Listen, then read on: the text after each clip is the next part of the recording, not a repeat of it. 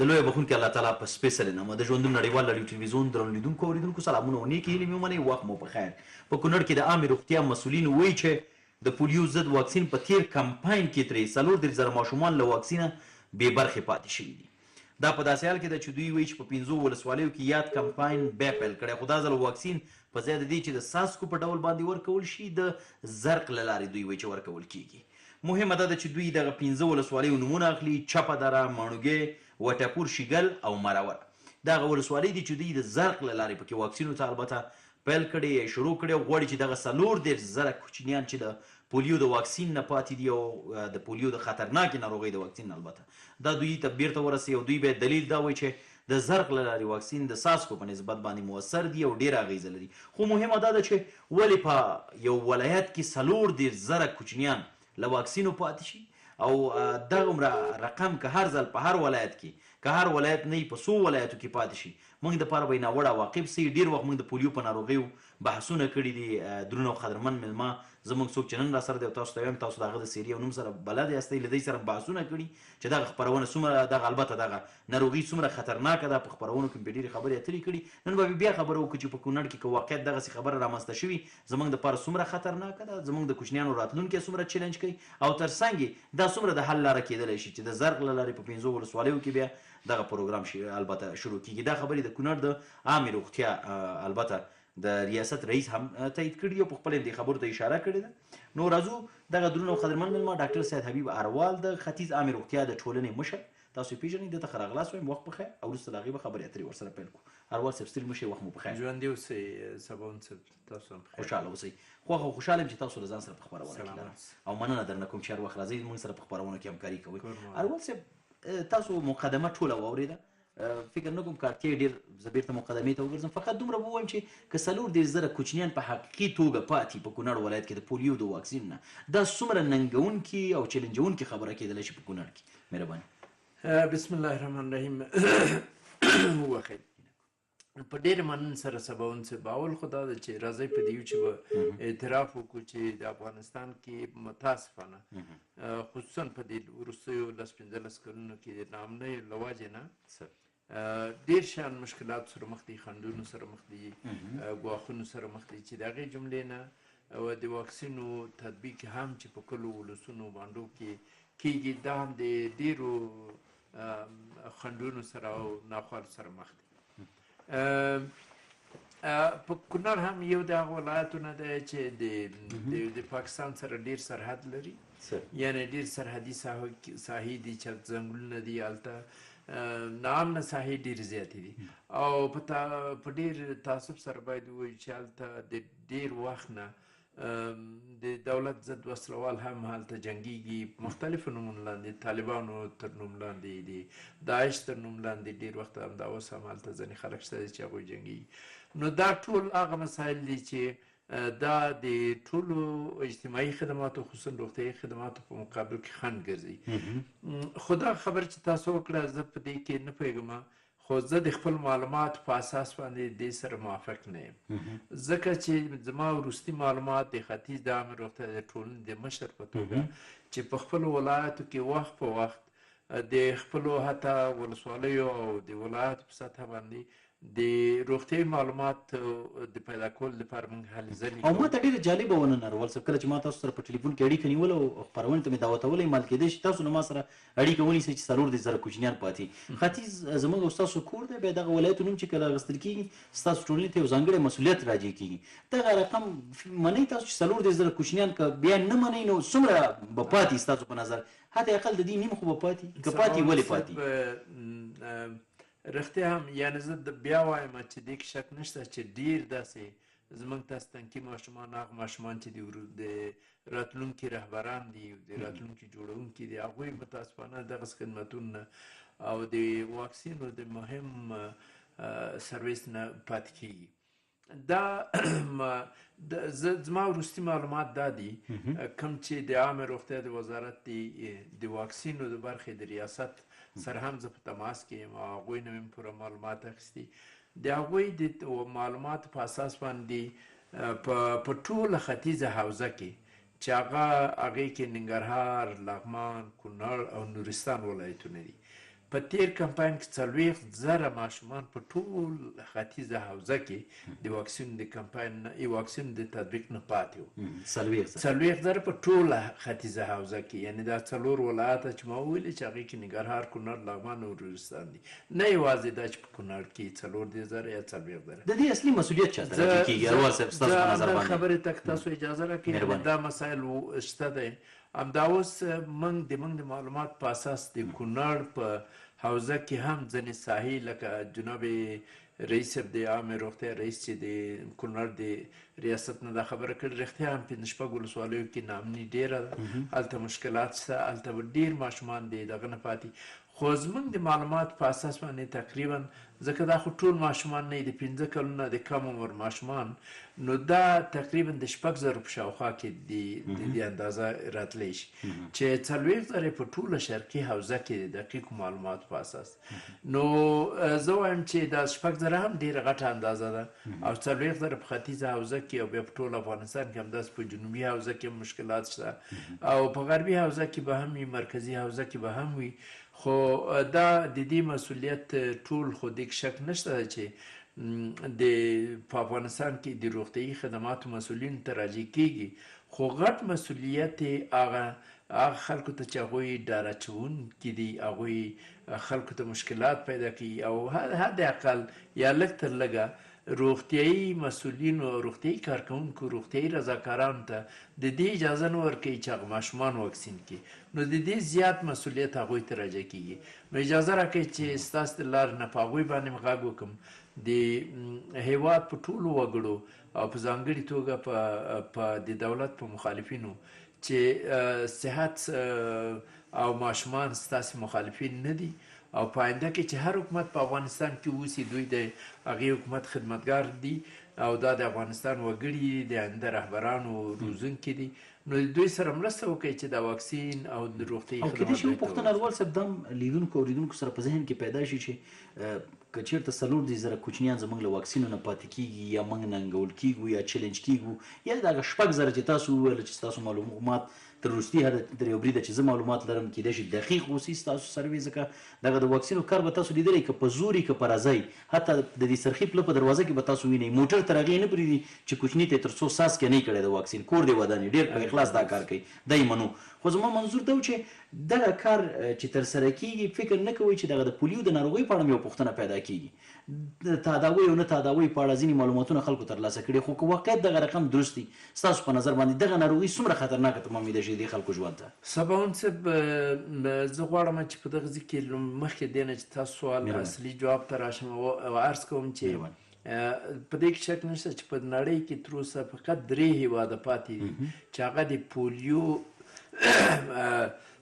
په ډېر وخت سره د پولیو کیسونه په هغې کې پیدا کېږي، چې هغې نه یو افریقایي هېواد دی، یو پاکستان دی، او یو افغانستان دی. خو د پاکستان ته دغه کیسونه اکثره چې د تاریخچه لټول شوې ده، دا د پاکستان نه را انتقال شوي دي،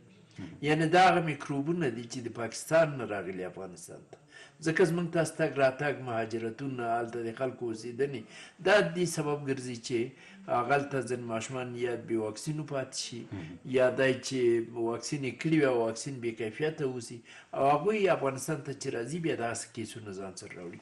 نو دا کیسونه زه دا نه وایم چې په افغانستان کې پیدا کېږي او په دې 3 هېوادو کې، او د نړۍ چې هر میاشت په دې باندې دومره زیات مصرفونه کوي، دا بیا څه نن ده، دې کې غټ خبر ده. لکه تاسو وویلې دا انسان ته ډېر ضرر رسوي، دغه ماشومان چې په دې اخته کېږي وروسته بیا د دې علاج بیخي ناممکن دی. یو دویم دا ده چې دا بیا نور دا د کورنۍ او د ټولنې بار ګرځي.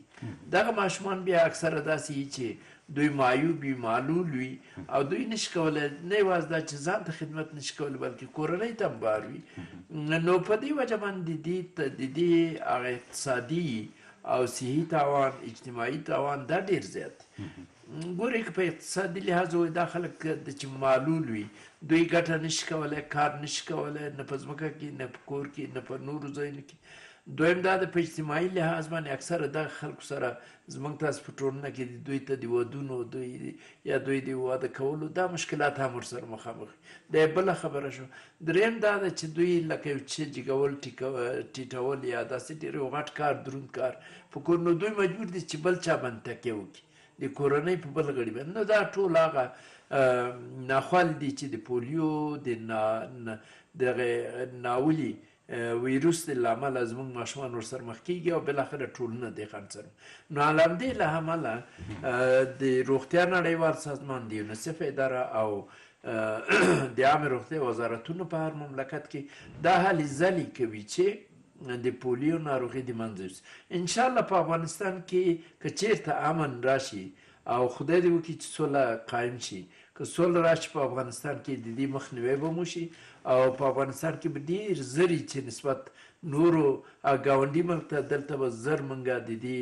د پولیو نه یا د دغه ویروس نه د پاک ملک په سطح باندې اعلان شو. ډېره مننه. خوشحاله اوسئ. اروال صاحب بېرته به تاسو ته راوګرځو خو یو څو تلیفوني اړیکې به واخلو. لیدونکو اورېدونکو کولی شئ د خپرونې په دې برخه کې له موږ سره اړیکې ونیسئ، خپل نظر پوښتنه او تبصره را سره شریکه کوي. په ځانګړې توګه د کونړ ولایت نه هغه لیدونکي چې دم ګړی موږ ګوري له موږ سره اړیکه ونیسي او خپل نظر او تبصره را سره شریکه کړي او دارنګه د پولیو د پیښو د واکسینو د نه رسېدو او ترڅنګ یې هلته د عامې روغتیا په برخه کې چې کومې ستونزې دي کولی شي هغه له موږ سره شریکه کړي. دم ګړی په ژوندۍ بڼه له موږ سره مطرح کړئ او زما هیله دا ده چې کله اړیکه نیسئ د راډیو او ټلویزیون غږ مو ټیټ کړئ او له یو داسې ځای نه زنګ ووهئ چې ستاسو غږ موږ ته په سمه توګه باندې راورسېږي. نو تلیفوني اړیکې تقریبا چې ډېرې اړیکې موږ ته راغلي، خو چون موږ په خبرو باندې اخته وو نو کله کله چې ستاسو اړیکې ځنډېږي یا موږ یې په ځنډ باندې اخلو، لیدونکو اورېدونکو په دې هیله چې ستاسو خوا درنه نه شي، بلکې موږ ټول عمر په خپرونه کې اړیکو ته چانس ورکوو چې تاسو له موږ سره اړیکې ونیسئ. دارنګه تاسو چې د نن خبرې د خپرونې البته پر هغه پاڼه چې ما جوړه کړې کوم کومنټونه لیکي هغه هم زه راخلم او ترڅنګ یې موضوع هم یادونه درته کوم چې نن په دغه موضوع غږیږو. نو تر هغې چې اړیکې ټینګېږي اروال صاحب که دا راته ووایي چې د زرق له لارې دا خبره یوه نوې خبره ده، فکر نه کوئ کېدای شي د ځینو خلکو په ذهن دا خبره هم روغه ونه لګېږي د اطراف خل دی د زموږ او ستاسو د وروسته پاتې سیمه ووایو هغه سیمه ووایو چې تر اوسه لا ډېره ماډرن شوې نه ده، عصریت خواته نه ده تللې، په خپله دا هم خلکو ته یو سوال نشي پیدا کولی چې دا خو پخوا اساس کې اوس ته نه ده زه یې نه کوو یا زرق دی اوس یې نه کوو. دغه به تاسو نه پوښتم خو یوه اړیکه به واخلم. سلامونه او نیکې وخت مو په خیر، ستړي مه شئ. مهرباني وکړئ څوک له کوم ځای نه مو اړیکه نیولې؟ ډېره مننه کوچنیه، تا له موږ سره اړیکه ونیوله خو اړیکه دې له موږ سره پرېښو په دې هیله چې نورې اړیکې له موږ سره. اروال صاحب مهرباني. سباون صاحب دا خو دغه د انواع د دواګانو یا د خپل په واکسینو کې خوشبختانه یا د نیکه مرغه ووایم چې اوس دغه واکسین چې اکثره د څاڅکو د لارې خو د خولې د لارې نه په څاڅکو په شکل باندې تطبیق کېدل، اوس د دې پیچکارۍ هم موجود دي او د پیچکاري یا زرق د لارې نه د دې تاثیرات نسبت هغه چې د خولې د لارې نه ورکول کېږي زر دي او ښه دي. یعنې دا شی په نړۍ کې ثابت شوی. یو شی که دغه ځای کې زه غواړم چې هېوادوالو ته ووایم چې مطمئن اوسئ، واکسینو کې هېڅ نوع تبلیغات مه منئ. ما یو وخت کې په یو ځای کې زه خپله د یو ساحې د روغتیایي مسؤل وم چې په یو ساحه کې داسې به ووایم ځینې دوستان به زما اواز واورېدې، نازیانو په ساحه کې ځینې خلک پیدا شوي وو د شینوار د نازیان، هغوی ویلي وو چې دا واکسین والا مه پرېږدئ چې دا تاسو ته نقص کوي او ستاسې حتی ښځو ته که واکسین وشي دا د ولادت نه پاتې کېږي او دا کېږي او دا زموږ واکسیناتوران راشړلي وو. زه هغلته د ځینې ټولنې مشرانو او علماو سره لاړم، بالاخره په دې باندې پوه چې دا خلک بیخي ناپېژنده د کسانو چې راغلي په هغه وخت کې لا جنګونه نه وو راغلي وو او دا تبلیغات یې کړي وو. نو زما هدف دا ده چې په دغه حصه کې لږ څه د هېوادوالو توجه راوړم چې دې ټکي ته مطمئن اوسئ چې دا هر څه د مسلمانانو اسلامي علماو د نظر نه تیر شوي دي، حتی د قاهرې د الازهر د نور دنیا په سعودي عربستان کې ډېرو علماو په دې باندې فتوا ورکړې ده چې دا واکسینو کې هېڅ نوع حرامیت نشته، حرام نه دي، بلکې دا جواز لري او ګټه لري. او نو دغه مسایل په دې کې ځای نه لري او دا چې اوس د واکسین د څاڅکي یا د پیچکاري یا د زرق د لارې نه تطبیق کېږي دا دواړه یو شی دی، خو خو د زرق د لارې نه یې لږ تاثیرات نسبت هغې ته منظور مې دا و چې د خلکو د پوهاوي دپاره په کار نه دي چې بیا که چېرته موږ د یو شي هغه ماهیت او کوالټي خو به خپل ځای او کیفیت که چېرته شکل یې بدلو حد اقل د خلکو د عامه پوهاوي هغه سطحه لوړه شي انور صاحب لازمه بلې دا ډېر لازمه ده زه فکر کوم چې د عامې روغتیا وزارت د واکسینو د برخې مسؤلینو په دې اړه باندې څه ناڅه کارونه کړي دي د ټولنې او د خلکو د پوهاوي دپاره همدا اوس هم د هر کمپاین په شروع کې دوی د نیکمرغه ټولنې د هڅولو پروګرامونه لري یو دا پوهاوی ورکوي خو بیا هم که ځینې خلکو ته نه رسېدلی نو اجازه راکړئ چې ستاسې تلویزیون د لارې نه خلکو ته دا خبره په عرض ورسوم چې د واکسین که د څاڅکي د لارې نه او که د پیچکاري د لارې نه په دواړو صورتونو کې تاسو ته ګټه رسوي تاوان نه رسوي حتی د زرق یا د پیچکاري د لارې نه به نسبت د خولې د لارې نه ګټه زیاته او زر وي نو دې ته کوم تشویش نه ده یو اړیکه به واخلو بېرته به تاسو ته راوګرځو سلامونه و نیکي دي وخت مو په خیر ستړي مه شئ بله السلام علیکم سید سکیورو روز خوشحاله اوسئ موضوع ته هم سلام وایم تا ته هم تکنیکي کارونه هم ټول اورېدونکو ته علیکم السلام تقوا ارمان یم له خپل کوره څخه تقوا ارمان له خپل کوره څخه او موږ در سره د خپل استډیو نه په تماس کې مهرباني خپل نظر پوښتنه او تبصره را سره مطرح کړئ نو موضوع خو د پولیو د واکسینو په اړه خبرې اترې کوو دا راته وایي چې په لوی کندهار کې د پولیو واکسین څنګه دي کوچنیانو ته رسېږي که نه که رسېدلي دي او بل ستاسو تر تا وویل چې د کور نه مې اړیکه نیولې کور ته ستاسو د پولیو واکسین درځي که نه درځي بله وموږ خپله کلینیکان ته ورځو ګرانه وروره ته بابا کلویان هم لګوو او ماشومان کې هم لګوو داسې کورونه شته چې هغې ماشومان ته نه ورلګوي بېلابېلې خبرې کوي او دا داسې کومې خبرې مثلا کومې خبرې کوي ارمان صاحب بله کومې خبرې کوي د واکسینو په اړه هلته لوی کندهار کې خلک وایي کندهار کې داسې خبرې کېږي وایي ټول څوک مایوبه کېږي هم د دغه لامل دي نه د دغه دغه څخه کېږي چې منه د واکسین ته وده کوي دا جوړې و دا شانو د دې څه شي هغه بېسواده وایي بې تعلیمه وایي هغه تعلیم چې کړی هغه خو نه وایي هغه کورونه وایي چې هېڅکله تعلیم یې کړي په غرو کې اوسېدلي هغه کورونه وایي او د شا خلک یې نه وایي او پاتې ګرانه وروره زموږ ټوله کورنۍ واکسین کړې نه وه ښه ما خپل ځان واکسین کړی و زه هېڅ مرض نه یم نیولي هغه ټول لیکنه په غلط زکام ټوله نو ما څه باور وکړه چې په افغانستان کې ګلې واورېدلې داسې سخت بارانونه وه زه په نظر کمیس کې ګرځېدم هېڅ تاوان یې ماته نه دی رسولی ځکه چې ما واکسین پوره کړی و واکسین ډېر ښه شی دی زه پر ټولو هغو موندو باندې غږ کوم پلرو باندې غږ کوم چې تاسو خپل ماشومانو ته واکسین ورکړئ واکسین هېڅ زیان نه رسوي واکسین تاسو ورته رسوي ولې زه به یم لوړ شوی ما چې ګټه رسولې ده تاوان یې نه رسولي کوم چا چې فعله کوي هغه د مرضو سره مخامخ کېږي واکسین کې ډېرې ګټې دي ته باور کړه د هر مشکلات د هر شي ته ژغوري د زکام توره غاړه او داسې نور د ژړې د هر شي ته که چېرې ډېر کم کسان چې یا شیر یې نیسي ماشومان یو داسې نور ناروغیان نیسي هغه ښځې هېڅ خپل ماشوم ته ډېره مننه هغه په دا خاطر سره چې واکسین نه ورته لګوي خوشحاله اوسئ ارمان صاحب ډېره مننه خوشحاله اوسئ یو ډېره جالبه خبره دا وکړه چې تقوا ارمان یم د خپل کوره څخه یعنې بې کوره درته منګه مهرباني اروال صاحب خبرې خو تاسو واورېدې دي او رښتیا هم لکه دې خوب چې کوم معلومات ورکړه دا په خپله دې معنا لري سړي ته ډاډ ما واکسین کړي نه مریضېږم موږ په کورنۍ کې نور خلک دا سړي ته ډاډ ورکوي چې زمونږ ټولنه او خلک اوس د واکسینو په ګټه باندې ډېر پوه شوي دي او په دې پوه شوي چې دې کې نه یوازې دا چې تاوان نشته بلکې ډېره ګټه ده اوس لکه دې خور چې وویلې یعنې دا واقعا دا ډېر ښه پیغامونه او ډېر ښه پیغامونه او رښتیا هم واکسین هغه څه دي چې په ډېر ارزانه توګه په د وقایې او د مخنیوي دپاره استعمالېږي نه دا چې مثلا په دې کې مشکل دا وي چې خدای نخواسته نور مشکلات پیدا شي یعنې دا یې خلکو ته ډاډ ورکړي واقعیت ډېره مننه اروال صاحب او